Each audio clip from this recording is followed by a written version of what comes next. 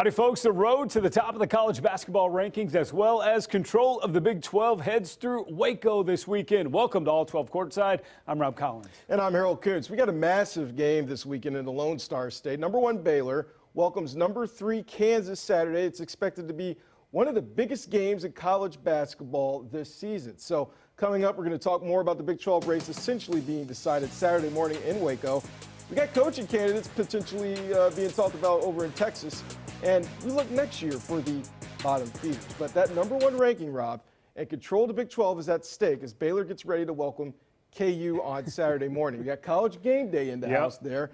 I think I saw something where the level of this game is at a 99% rating in terms of quality of game this year.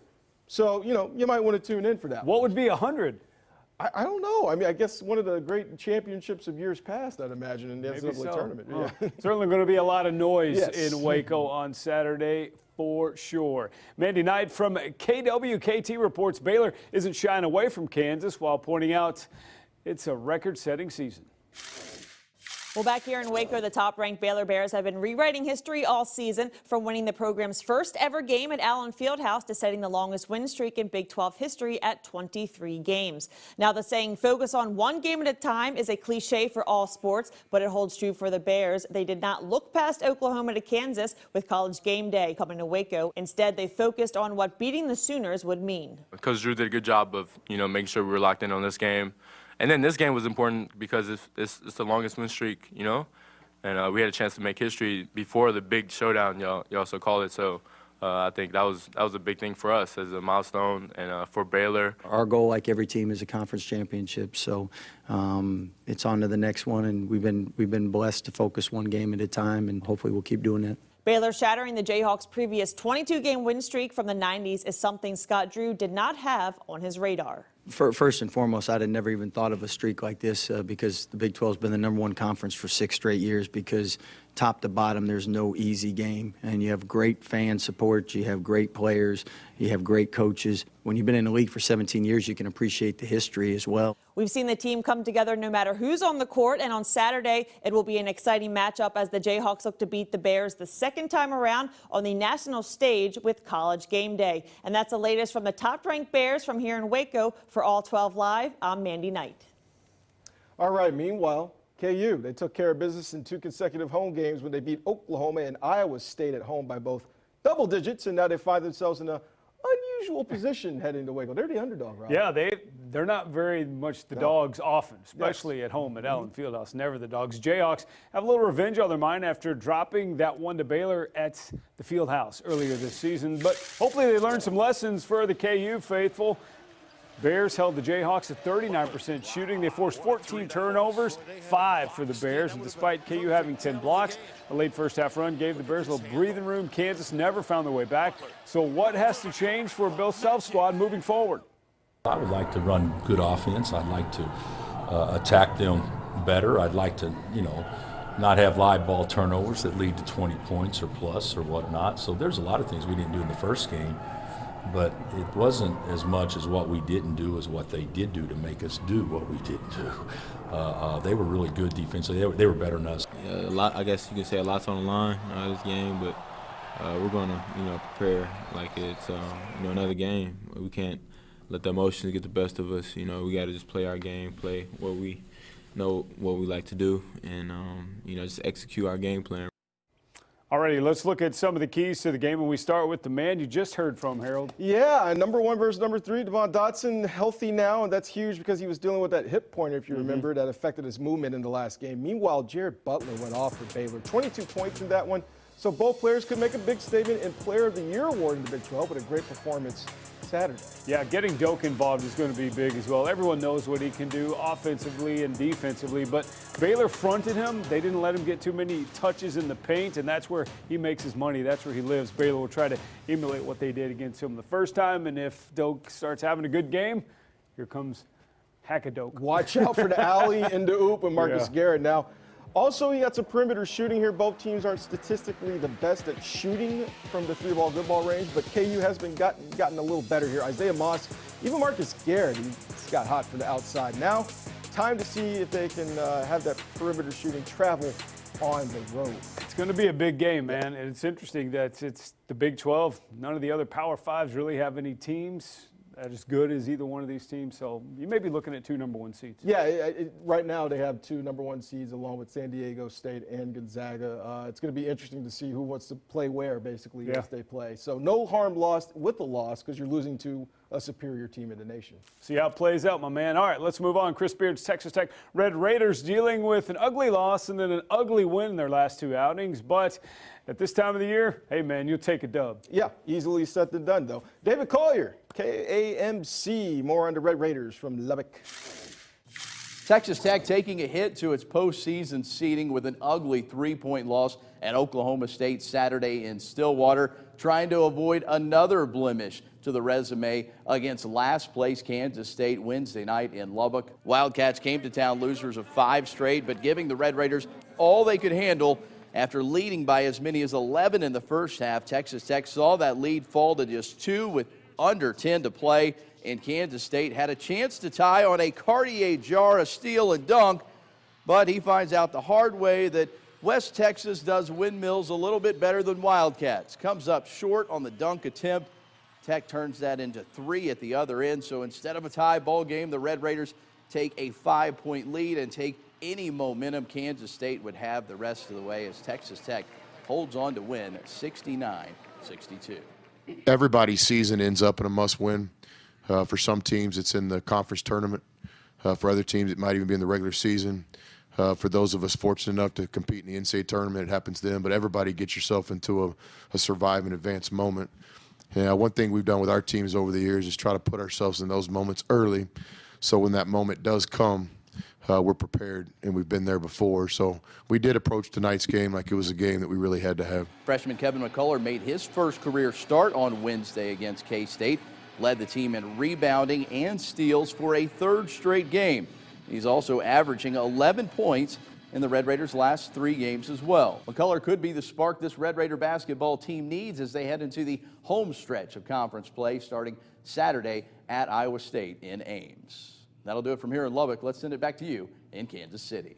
All right, David, thank you very much. Well, West Virginia Mountaineers, they snapped a losing streak Tuesday night with a much-needed win over Okie State. Yeah, we go to Nick Farrell with an update on the Mountaineers from Morgantown. Throughout this season, West Virginia's starting lineup has been fairly consistent in featuring 2 big men, forwards Derek Culver and Oscar Shibwe. But Tuesday night against Oklahoma State, Bob Huggins opted for a smaller lineup, placing Culver on the bench and adding an extra guard into the mix, hoping that would spark the WVU offense, which had fallen stagnant during a 3-game losing streak. But the small lineup didn't fix much. The Mountaineers fell behind early and returned to their big lineup in the second half before pulling away from Oklahoma State in a 65-47 win. That outcome is what matters most, not how the Mountaineers got there, as WVU notched its first victory in 2 weeks. It was a different lineup. We were trying to do different things, and probably in hindsight, that probably wasn't a smart thing to do. Now, after we changed lineups and we could do a better job of guarding them and a better job of rebounding, we ran better offense. Next up, a 2-game road swing for WVU with matchups at TCU and Texas just ahead. That's the latest on the Mountaineers. For All 12 Courtside, I'm Nick Farrell. Back to you in Kansas City. All right, Nick, thank you much. Now we head to the Longhorns. Not a very big crowd to watch that Not game with TCU, but the Longhorns did get back on track with a win over the Frogs. Yeah, we go to Austin with KXAN's Roger Wallace with the Horns. Texas Longhorns lost their 4th straight game on Saturday at Iowa State. They got blown out by the Cyclones 81-52. It was their 4th straight game, failing to get to 60 points. And then Wednesday night happened without yet another starter, Matt Coleman. That makes 4 starters at some point in the season not playing. Texas beats TCU 70-56. Freshman Will Baker was 1 for 25 from 3 coming in with 16 total points. He hit 4 of 6 from 3 and scored a career-high 20 in the win. It felt good to get those off. I just stayed ready and kept on working on my shot. and my time came. It's about the next man up, you know, staying confident, staying ready, and, you know, stepping up to the big moment. It's not about making excuses. It's not about saying, okay, this guy's not on the floor or that guy. It's about win anyway. Now the Longhorns hit the road as they play at Kansas State on Saturday, and then the quick turnaround with West Virginia in Austin on Monday. That's the story from the capital of Texas. Back to you in Kansas City. All right, let's look at Shaka Smart's resume because, you know, his job's kind of been on the line. He's on the hot seat. Yeah, for sure. 85 and 76 in 5 seasons, 2 NCAA appearances, both eliminated in the first round.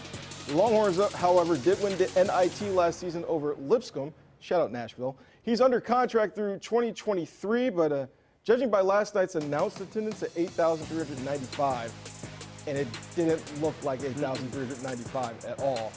Some questions about job security have come up. Names mentioned, just off the top of the head. John Beilein, of course, who's not with the Cleveland Cavaliers anymore. Becky Hammond, who's an assistant coach for the San Antonio Spurs. Those are 2 to look out for. I would shake things up a bit in college basketball. That would be, I think it would be an impressive move, too, by Texas. Be good stuff. Yeah. All right. Oklahoma Sooners had opportunities to get some resume wins. The team faced a pair of difficult back-to-back games, obviously with Kansas, and they tried to stop that losing skid in Lawrence, and then #1 Baylor. That's a tough road. That's the toughest road the Big 12 has to offer. Saturday, the Sooners head to Stillwater. They're facing a little bedlam. There. Here's Brian Brinkley. Oklahoma got a pair of home wins the previous week, but the Sooners faced a tough combination of games this week with a visit to Kansas and a home game against top-ranked Baylor. The Sooners were in Lawrence on Saturday trying to end a long drought in Allen Fieldhouse, but Marcus Garrett made sure the OU losing streak continued. He poured in a career-high 24 points and hit 6 3-pointers as the Jayhawks won 87-70, handing Oklahoma their 19th straight loss in Lawrence. The Sooner coach says the game's turning point came late in the first half. Sure, we always talk about trying to focus on each possession, and again, I thought right there we're up one, latter third of the first half, and then back-to-back steals on their part. I thought we lost a little bit of focus right there, and then they make a little run prior to the end of the first half. But yeah, you got to have focus, and this league is so good, and certainly Kansas is so good. You got to have great focus on every possession. Lon Kruger's team hosted top-ranked Baylor on Tuesday night after the Bears went on a 23-5 run. OU answered back late in the first half. Brady Manick the alley-oop dunk there, and OU trailed by just 6 at the half. But after cutting the Bears' lead to 1 in the second half, OU saw Baylor go on a 13-2 run to stretch the lead back out and go on to win 65-54 for their Big 12 record 23rd straight win. Sooner senior Christian Doolittle says he and his teammates have to move on past this disappointing loss. I feel like we do a pretty good job on, moving on, whether from a win or a loss. We just got to take the positive things from each game and try to, implement those in our next game. So, tomorrow we have an off day tomorrow, so, it's time to, relax and, think about different things. But, Thursday we got to come in ready to prepare for OSU. Doolittle was named Big 12 Player of the Week on Monday, and as he mentioned, next up for the Sooners is round 2 of Bedlam at Oklahoma State on Saturday, then back home to face Texas Tech on Tuesday. For All12 Courtside, I'm Brian Brinkley in Oklahoma City. All righty, thanks, Brian. Meantime, Iowa State continues without Tyrese Halliburton, and they had a nice effort against Texas at home, but then not so good against Kansas. Yeah, of course. Keith Murphy, WHO, on the story with the Cyclones. The Cyclones miss their best player, Tyrese Halliburton. He's a projected lottery pick for a reason, and though Halliburton remains a strong team leader, he can't impact a game cheering in street clothes the way he can when running the show. Halliburton's done, but the Cyclones proved against Texas they are not. Iowa State bounced back from a 29-point loss with a 29-point win. A 58-point swing is not something we see in back-to-back games very often, but not unheard of in the no nights off Big 12. On Big Monday, another challenge, Iowa State at number 3 Kansas. The Cyclones could not have shot much better than they did in the first half. 9 of 12 from 3 and still down by 10 points. That's a bad sign and a sign of a mismatch. KU added another 10 to the pad and the Clones fell by 20. So Iowa State heads toward March with 2 more road games and 3 at Hilton Coliseum. It starts Saturday with a rematch against national runner-up Texas Tech. In the first meeting, the Red Raiders thumped the Cyclones by 20. Iowa State will look for a lift from its loyal home crowd at Hilton Coliseum, though the Hilton Magic has largely gone missing this season. Steve Prohm would love to stay out of day one games at the Big 12 tournament in Kansas City, but with no Halliburton and few conference wins, even with Halliburton, it's hard to picture Iowa State winning 3 or 4 games the next couple weeks. The Cyclones plan to prove me wrong. For All 12 Courtside, I'm Keith Murphy. All right, Keith, thanks much. Oklahoma State was hoping to carry over some of their recent success against a pair of NCAA tournament-bound teams. Yeah, K4's Brian Brinkley tells us how the Cowboys were hosting Texas Tech on a day in which the Cowboys paid tribute to their 1995 Final Four team, and then they went to West Virginia and gave them a battle in Morgantown. Oklahoma State finally is experiencing some success during conference play, and the Cowboys faced 2 tough ones this past week, playing a pair of ranked opponents. Mike Boynton's Cowboys were blown out at Texas Tech by 35 last month. It was a different story in Stillwater on Saturday. Caleb Boone had a career-high 16 points and made 12 of 14 free throws for OSU, and Jonathan Laurent had his season high with 16 points as OSU won 73-70, and after the game, Laurent said when Boone is playing like that, the Cowboys are a much better team. I would say it's about time, you know, because Coach always says, man, he's one of the guys in the room that has by far the most potential in the room, and it's a mindset for him, man. When he wants to play hard, he plays hard, you know, but he has to come with that every single day. He's bringing it to the games, and it's impacting us as a team, it's impacting him as a player. Boone was named Big 12 Newcomer of the Week on Monday. Mike Boynton's Cowboys were at West Virginia on Tuesday night. They shot 62% in the first half. Cameron McGriff had 19 points, and OSU led by as many as 10. But the Mountaineers went on a 32-9 run spanning the 2 halves, and OSU shot just 17% in the second half. Jermaine Haley's 3 to end the first half sparked the WVU run as they went on to win 65-47. We missed some layups. We had a couple turnovers, and we missed a couple free throws that, again, instead of at halftime it being a 5-point game, maybe if it's 10 or 12, maybe they don't feel as good coming out of the locker room, and then they make the 3 at the very end of the half, which kind of, in some ways swung the momentum, and then they obviously got to a really good start in the second half as well. The Cowboys are home this Saturday to host Bedlam rival Oklahoma, and then they're back on the road to face Kansas and Lawrence on Monday night. For All 12 Courtside, I'm Brian Brinkley in Oklahoma City. All right, Brian, the frustration continues to boil over for the K-State Wildcats. It could be seen on the sidelines during the loss of the Red Raiders. Definitely seen Cartier Jar and Bruce Weber having a little shouting match during a timeout, which resulted in Weber throwing a stool at the floor. KSNT's Pete Francis has Weber's reaction plus an update on Xavier Sneed.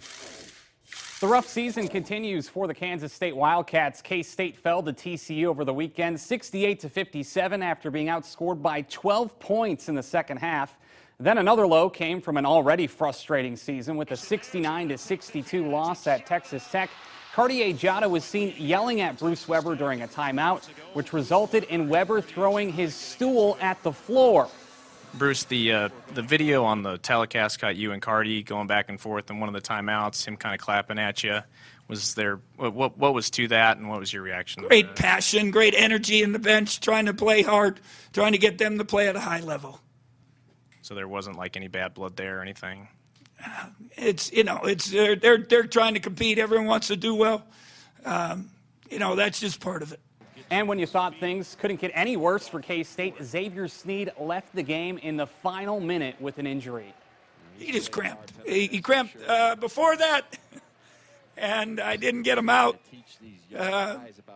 But and then he got he finished. We got a timeout, and he finished it out. But he cramped on that one too. So he played hard. That's all you can ask. The loss to the Red Raiders drops the Cats to 9-17 on the season. The good news for the Cats, they're back at home Saturday. The bad news, they're playing Texas, and the Longhorns beat K-State by 14 points in the first meeting. That's the latest from Manhattan. For All 12 Courtside, I'm Pete Francis. Back to you in KC. All righty, Pete. Iowa State, Oklahoma State, Kansas State all near the bottom of the conference, but help's on the way next season. The Pokes have the #1 rated recruit. This is according to 247 Sports. Headed to Stillwater next year, it's Cade Cunningham, and then alongside 4-star Rondell Walker. Now, K-State and Iowa State both have recruiting classes in the top 22. Iowa State 4-star Xavier Foster, Wildcats led by Nigel Pack. But let me tell you this. Hold on a second. Did I miss a read? Are you taking me out? No, I'm not taking you out. I just want to know what do we have here at stools? Stools have been a part of furniture for years. See this one here? It's nice. It's got firm. It's well built. It's American made. What are we doing with stools? Why are we tossing stools? Will somebody please think about the stools? Just think about the stools. That's enough stool sample for you. Gosh. Put it down calmly. It's had enough abuse. Stay there. Okay. Jeez. Can we continue? Yeah, are you we okay? can, yeah. I just want to make sure the okay? stools Do you are need a okay, hug? Rob. What are we doing with stools? TCU continues its fall down to Big 12 standings as they seem to have a common theme: start fast but end slow. Fell off the stool, did they? Yeah, they did. They went through that again on Wednesday. TCU struggles, and they suffered that loss against Texas Wednesday night. Shot 62% in the first half. They were 5 of 5 from three-point range, but in the second half, 24%. Desmond Bain led the way with 13 points and 9 boards, but all 13 of those came in the first half. So, Harold, this is where things stand. Baylor, numero uno, undefeated at the top of the standings. Kansas one game behind, Texas Tech in third, followed by West Virginia and Oklahoma. Oklahoma followed by Texas, and then TCU, and we already talked about Iowa State, Oklahoma State, and Kansas State rounding out the standings. We're less than 3 weeks away from the Big 12 championship, Rob. So here we go. KC Sprint Center is going to be an interesting weekend.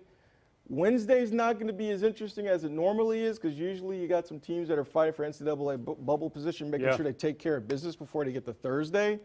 But now it's just looking like Thursday we might have an interesting 4 or 5 seed game, but that 1 versus 8, 2 versus 7, 3 versus 6, it's going to be a large favorite to say the least. Sure, but there's always that one team who surprises you. Is it going to happen this year? It's going to be one team. I don't see it. I mean, I'll say this. Oklahoma State has been at least giving it a good show of it lately. They've been competitive. They might be the one that, you know, if they can get a favorable seed and a nice little draw, might be able to take advantage of a decent matchup. But that's it, all I can see from 6 down. I mean, Texas looks like they've seen better days. TCU also looks the same. Sure. West Virginia, Oklahoma is going to be your 4 or 5. They might be looking for a big win if they play a 1 seed, whether that be Kansas or Baylor. So a lot to be determined, but it's just weird to see this late in the season how everything's kind of been determined, if you will. So going forward in the Big 12 we'll season. see how Saturday determines the shakeup between Baylor and Kansas, of course. They don't really have tough games left. The last game of the season is the toughest one after this for both squads. Yeah, absolutely. Kansas-Baylor, I'm really interested in that matchup. I just want to see how the guard play is. Jared Butler, Devon Dotson, that's going to be key. If Dotson's healthy, that he's going to give it a show. And perimeter shooting. They got to shoot from the outside. Both teams do. Because that's where they struggle, and that's just going forward, too, even for NCAA tournament play for both. All right, get your popcorn ready, or in my case, beef jerky. Well, it's morning, so you might get your coffee ready, too. So, yeah. I'm all good with coffee and beef jerky. Yeah, there you go. All right, folks, that's it for this week's edition of All 12 Courtside. Appreciate y'all joining us. No sitting on the job next week, Harold. Save the stools. Save them.